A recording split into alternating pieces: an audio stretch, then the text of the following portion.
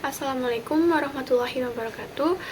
Perkenalkan, saya Trialsa Ramadhani dengan NIM C10230077 dari program studi S1 Ilmu Keperawatan, Fakultas Ilmu Kesehatan Universitas Bama Daslawi. Pada kesempatan ini, saya akan memaparkan hasil analisis saya terhadap sebuah artikel jurnal ilmiah keperawatan yang berjudul Efektivitas range of motion pasif terhadap peningkatan kekuatan otot pada pasien stroke di ruang perawatan RSUD Laki Padada. Untuk lebih memahami pentingnya penelitian ini, mari kita lihat terlebih dahulu latar belakang masalahnya. Stroke merupakan salah satu penyakit tidak menular yang menimbulkan banyak dampak besar, baik secara fisik maupun sosial. Salah satu akibat utama dari stroke adalah kelemahan otot, terutama pada ekstremitas tubuh. Hal ini tentu menghambat aktivitas sehari-hari pasien dan dapat menyebabkan kecacatan jangka panjang. Salah satu intervensi yang direkomendasikan dalam penanganan pasien stroke adalah latihan range of motion (ROM) secara pasif, yaitu latihan gerak sendi yang dilakukan dengan bantuan biasanya oleh perawat atau fisioterapis. Namun, berdasarkan studi pendahuluan yang dilakukan peneliti di RSUD Laki Padada, latihan ROM pasif belum diterapkan secara rutin dan belum terstandar. Bahkan, belum ada penelitian sebelumnya yang menilai efektivitas intervensi ini di rumah sakit tersebut. Dari latar belakang tersebut, dapat kita lanjutkan dengan melihat tujuan utama dari penelitian ini. Tujuan dari penelitian ini adalah untuk mengetahui apakah latihan range of motion pasif efektif dalam meningkatkan kekuatan otot pada pasien stroke yang dirawat di RSUD Laki Padada. Dengan mengetahui efektivitasnya, diharapkan latihan ROM pasif dapat dijadikan salah satu intervensi standar dalam perawatan pasien stroke di ruang rawat inap. Lalu, bagaimana cara peneliti melakukan penelitian ini? Mari kita lanjutkan ke metode penelitian. Penelitian ini menggunakan metode kuantitatif dengan desain quasi eksperimen. Pendekatan yang digunakan adalah one group pre-test and post-test. Artinya, satu kelompok pasien diukur kekuatan ototnya sebelum dan sesudah diberikan intervensi.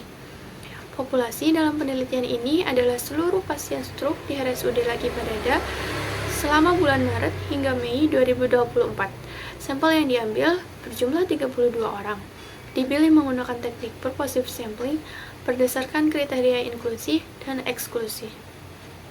Instrumen yang digunakan adalah Manual Muscle Testing atau MMT, metode standar untuk menilai kekuatan otot secara manual.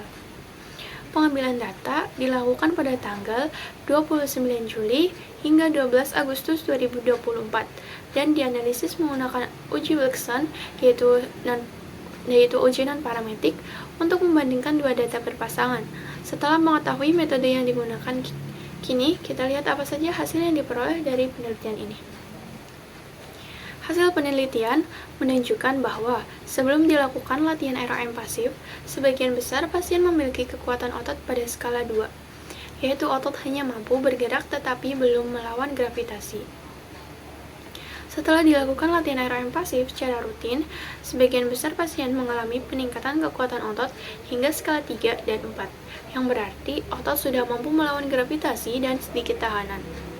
Hasil uji Wilson menunjukkan nilai P sama dengan 0,000, yang berarti hasilnya sangat signifikan secara statistik, karena lebih kecil dari 0,05.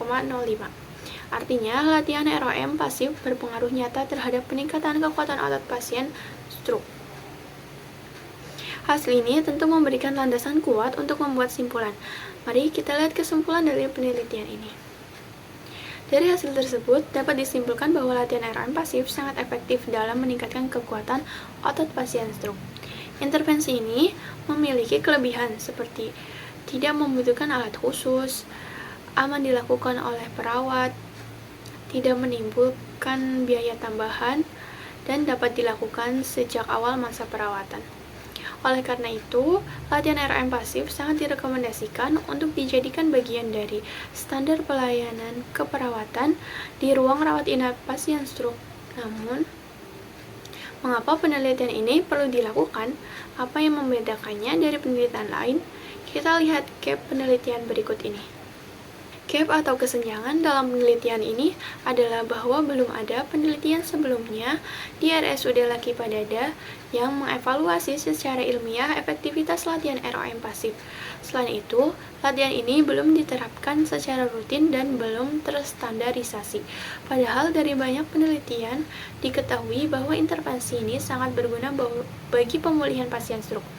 Dengan adanya penelitian ini, diharapkan bisa menjadi dasar ilmiah dalam menyusun SOP atau panduan pelaksanaan ROM pasif yang lebih terstruktur di rumah sakit tersebut.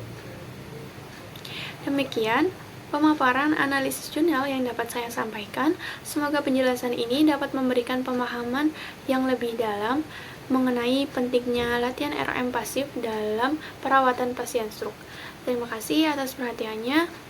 Wassalamualaikum warahmatullahi wabarakatuh.